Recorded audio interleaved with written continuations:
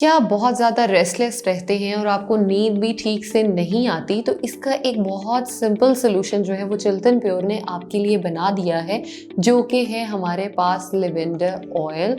Lavender की जो है मेरे पास टी मौजूद है और लेवेंडर का एसेंशियल ऑयल है।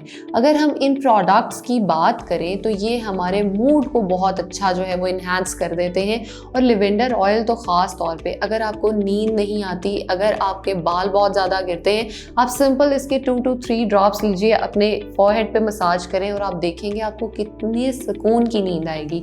अगर आपके मसल्स में बहुत ज़्यादा पेन रहती है तो आप इसको अपने कंधों पे मसाज कर सकते हैं। और जब हम बात करते हैं सुकून की तो हमें चाय सबसे पहले याद आती है, तो क्यों ना लेवेंडर की टी के बारे में ही बात कर ली जाए।